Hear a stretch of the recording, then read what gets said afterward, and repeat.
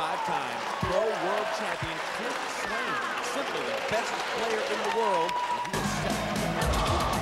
Great athletic move by Cliff Swain as he gets out of the way to finish off that shot against Robinson. Looks like he is thinking through this bad call by the referee. Cliff Swain served a blistering 185 miles per hour, unreachable at serve this one.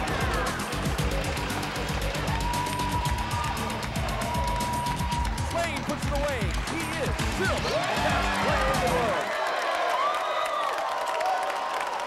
I think the reason I've won more over the years than some of the other players is that I show up to play hard every single day, and that's not always an easy thing to do.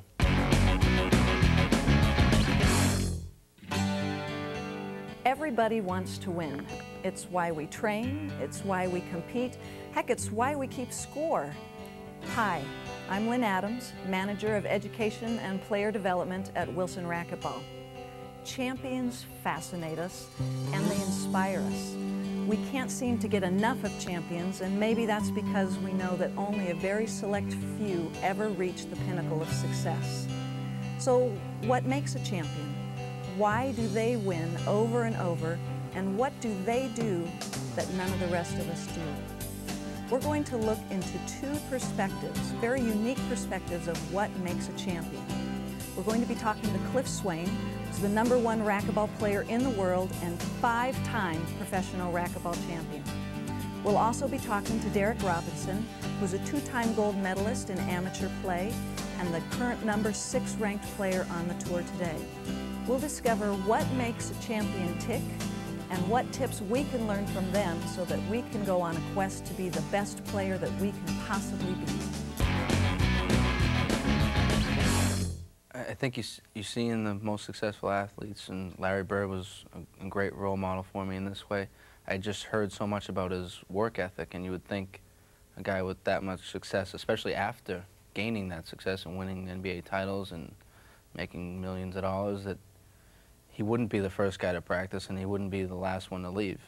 Yet he was, consistently, probably right to the very last day that he played. He also did it because he wanted to and loved every second of it, and that's how I feel. Cliff Swain is the best at racquetball because of commitment. He has committed his life at this point to be the #1 player in the world. And that is what I have learned from him. That it's not a one-night thing, it's not a one-weekend thing. It is a life commitment on everything that you do to excel at the game of racquetball. The most important thing is the mental side of it, and then there's the other side of the technical skill. You know, the forehand, the backhand, the serve return. Will those things hold up in pressure? You're playing against someone who's at your same level.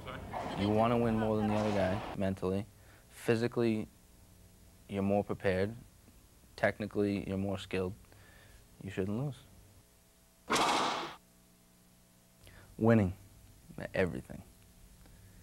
Losing, the worst.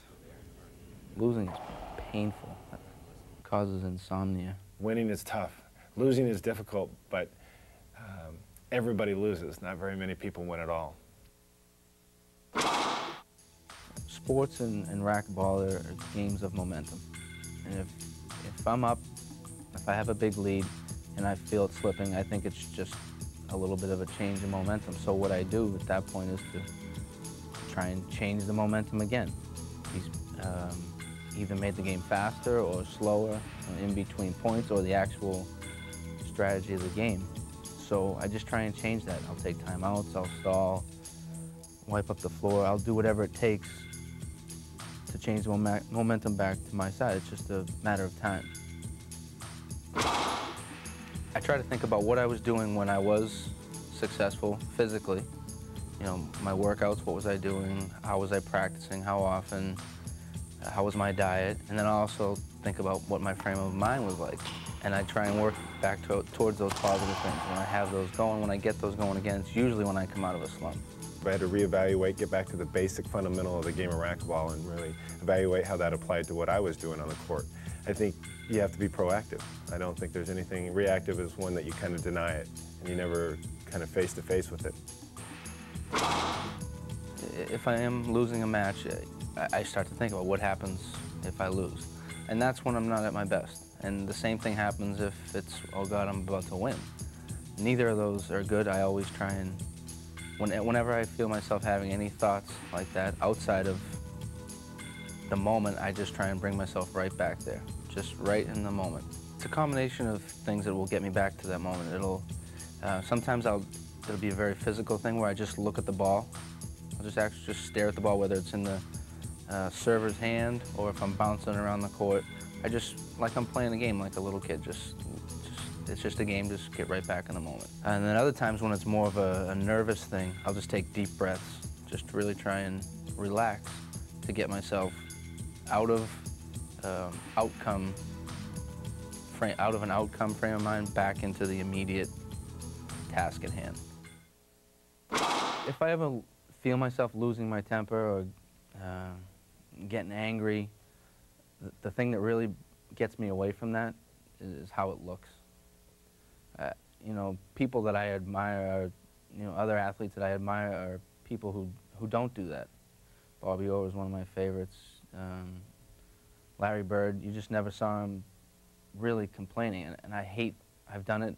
Hopefully I'll never do it again, but I just think about what it looks like.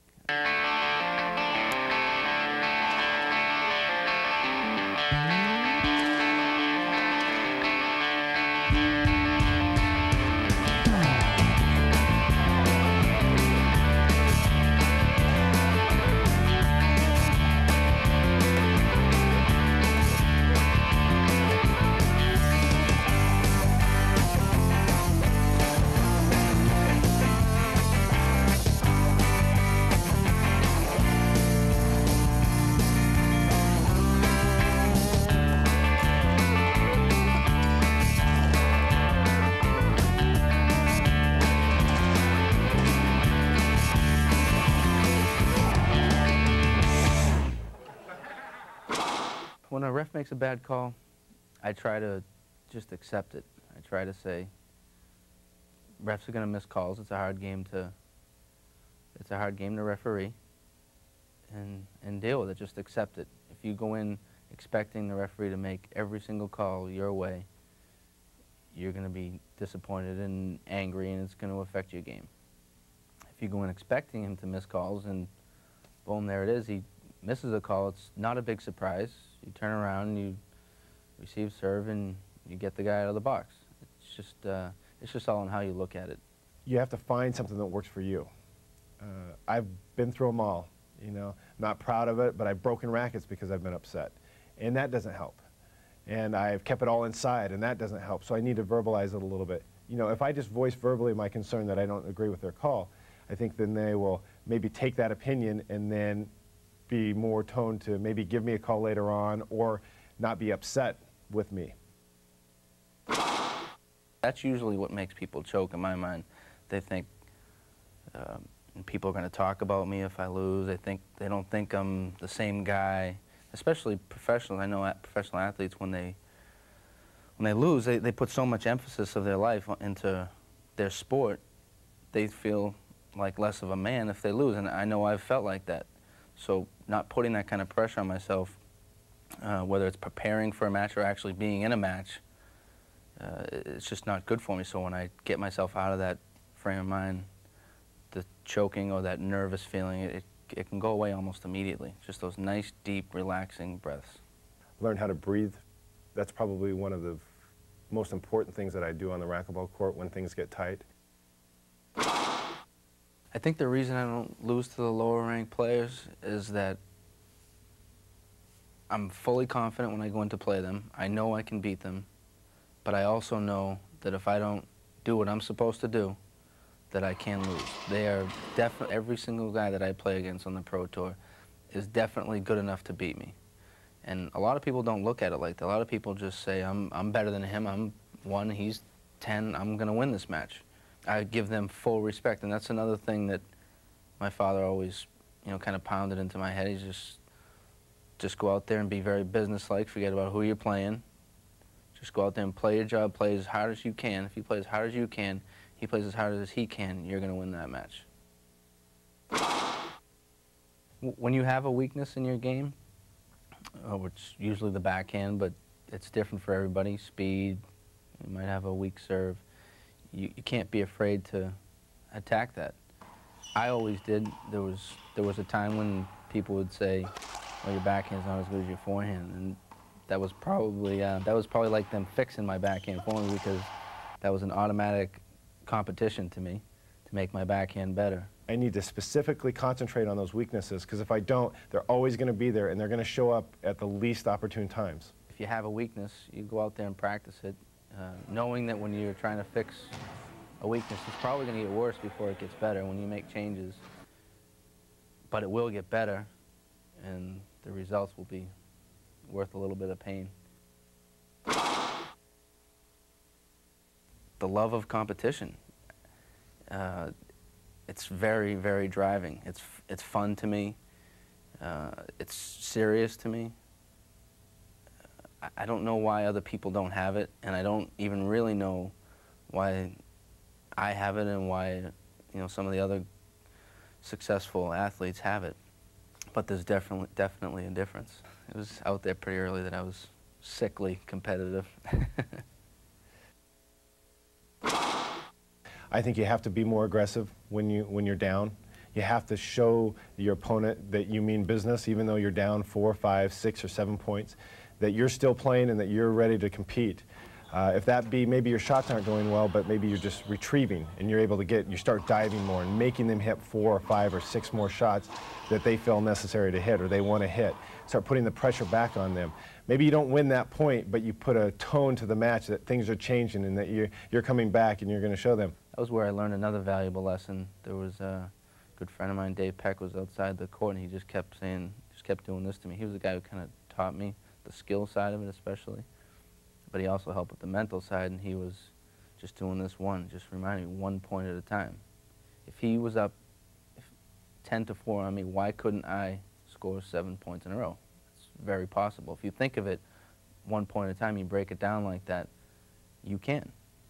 I love to watch racquetball matches, B players or A players or any kind of racquetball match actually, when a person gets up 7 or 8 points in the match. Champion excels at that point, is more aggressive, goes out, tries to win the points, tries to win the match, and crush not only for that game, but maybe that'll carry over into the next game. I've learned that at that point, if I'm up 9-2 in the first game, to completely blow them off the court and let them know that this is one of many games that are going to be similar and that they're not going to build any confidence, and if they're going to beat me, they got to come up and rise to the challenge.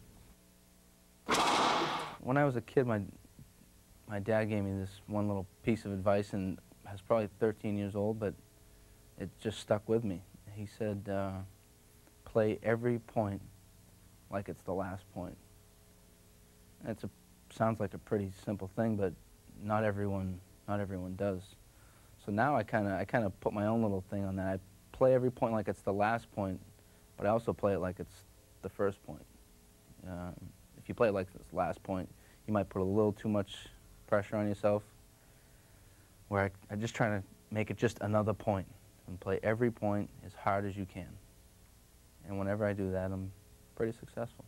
The best advice I ever got was to believe in myself, that I was good enough to compete on the level that I'm competing at, and that I'm good enough to compete at a higher level that I'm competing at. My ultimate goal is to be the best I can be. And if my talent and my mental abilities would only allow me to be number 5, and I knew that and believed it, I'd be okay with that. But I don't believe that, and I know that some of the gifts I've been given and the ability, I know that I'm capable of being number 1 still and for years to come. So if I'm not doing that, if that isn't the case, then I'm doing something wrong.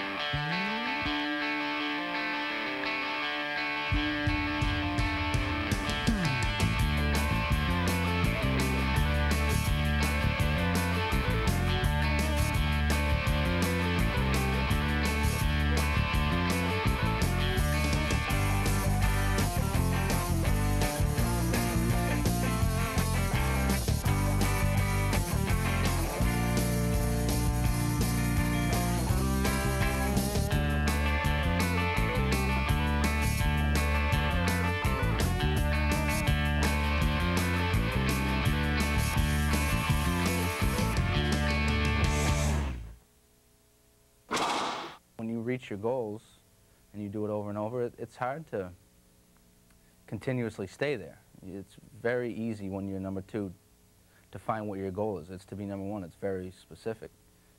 And it's just right there in front of your face all the time. When you're number 1, it's harder. You can't get to the top if it's 20 feet high by just taking one big jump. It's a step-by-step process that you're trying to accomplish. Before, when I'd get nervous about being nervous. Like, you know, what's wrong with me? Why am I nervous? And I'd get anxious thinking about what happens if I lose, what happens if I win. Until I was reading a book one day, and the guy said, if you're nervous or you're afraid, think of it as a good sign that you care. Get more concerned when I don't have any fear at all. So once I started working with it, rather than battling it, you know, thinking there's something wrong with me, you know, every athlete doesn't want to hear about choking, or they don't even like to admit that they're nervous. I think it's a good sign. If you don't feel that, then there's a good chance you're overconfident, or you don't care enough. I probably become more aggressive at what I'm trying to accomplish. I try to over-exaggerate every motion, driving through the front wall when I'm serving. I was up 9-3 in the tiebreaker. I was already driving that thing home, and at that point at 9-3, I was thinking about winning. I've won. He was very defeated. He had that look that we worked so hard for. I was salivating. And then he hit a couple good shots. I think maybe I got a bad call. I missed a couple shots. Next thing you know, it's 9-8. Now I'm thinking about losing. So in a matter of 15 minutes, I did 2 very wrong things. I was thinking about winning before I won, and then I was thinking about losing before I lost. He came back and he won 11-9, and I flew home. He drove home. Took me less time, but he had a nice car. That one shook me up for a while. I was #1 player at the end of the year, but I couldn't think about anything but that one tournament. And in the long run, it ended up helping me, because I never, since that day, I've never once thought about, I've never thought I've won this match until I've won it. Not one single time, and I pray I never do it again. I used to do nothing. When something like that would happen, when I would have a loss such as that, I used to do nothing at all when I'd go home. It would be such a depressing thing for me that I could go home and not touch a racket for 2 or 3 weeks. And I learned that that was probably even more of a negative situation on what had already occurred. And so today, I might even, if I lose on a Saturday night because I've lost because I didn't prepare, I might be out there that Saturday night hitting or working out, or Sunday morning I might get up at 6 o'clock in the morning and go for a run and get a 3-hour workout in the morning, and to take the initiative and be aggressive, just like on the racquetball court, do everything that I can to overcome that and to break through that barrier and teach myself that that's never going to happen again, that I'm not going to come unprepared. Working, I love running hills, sprints, lifting weights, trying to improve myself. And then there are other times I don't feel like doing it. It's much easier to go play a game or golf or sit on the couch. It's just easier sometimes. That's when I try and find some motivation. I know on a Friday night at 10 o'clock when I'm on the life cycle that there's a good chance that the other players aren't there. Now, how much that actual 45 minutes on the life cycle physically helps me, I'm not sure. I'm sure it helps a little bit, but I know the mental edge that kind of thing gives to me. There's this one hill that I run at home. Actually, it's a mountain that they ski on, but it's a small mountain. It only takes me 3 minutes to run up, but it's the most torturous 3 minutes that I can think of, really. Self-inflicting torture. There's probably only 30 seconds of it that are easy, and it's the first 30 seconds, and then the incline gets very drastic. Your steps are probably only 6 inches wide, and you're working as hard as you possibly can, and everything in me is telling me to quit. My legs are completely shot. My lungs are wide open. It's even hard to see the ground. It's just that steep. And I don't quit. I get to the top, and it only takes me 3 minutes, and I've done it with other people and they've gotten sick, physically sick doing it. And pushing myself to do that makes me really push when it comes time to play. Training with weights is very important. I think one thing reduces the soreness, and that your muscles are used to maximizing that, like you do when you play a racquetball tournament. If I can reduce the soreness on Monday after a racquetball tournament, then I'm able to work out, get full workouts in again, quicker, better workouts. One of the things I'll do is, let's say it'd be Monday, Wednesday, Friday, I'll do upper body. And that might be bench press, tricep pull downs, you know, seated row, those kind of things on the upper body. And then I'll do leg press or squats on the Tuesdays and Thursdays and Saturdays, trying to work that whole body, different parts of the body, but in different parts of the day. I love to play basketball. I do a lot of running, do yoga, a lot of different variety of workouts that I do. I try to mix it up as much as I can. I'm doing hill sprints, and I did 10 now and 10 yesterday, and I'm out there and I'm going to try to do 12 today. Push myself as much as I can at the different workouts that I'm doing.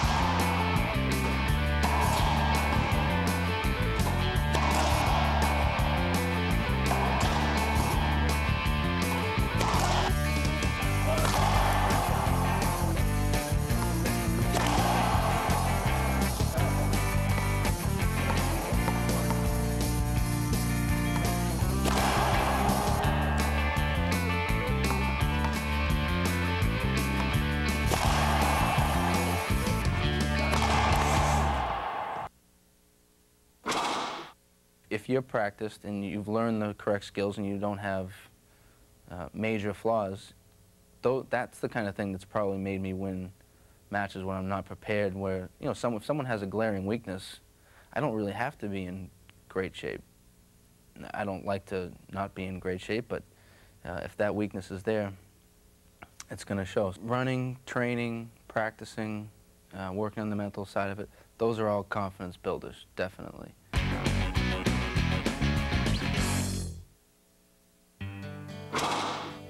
When I'm physically or mentally exhausted in a match, I'm out there playing with another guy, there's just no way that he's not feeling the same thing. That's when I go back to how much training I've done, how prepared am I. And if I know that I'm prepared, it has to be as bad or worse for him. If it's not like that, that's where the unhealthy fear comes in. If you know when you haven't done enough. You know when you've cheated a little bit here and there. That kind of fear is not good. That's a true fear. It's something you should be afraid of, because the other guy's done more than you, and it's probably going to show in the results. So when I'm feeling that, I can, and I've done everything I should, I can feel it as a good thing, because I know he's probably in more shape than me. Very rarely do you see Cliff get tired when it's 10-9 in the fifth game. Very rarely do you ever see that. And that is because of the training that I've seen off the court. Champions are indeed a rare breed, but at the core of their success is an almost superhuman drive to compete, to excel, and to win. Not everyone can be a champion, but if we relentlessly pursue to be the best that we can be, at least we have a pretty good start.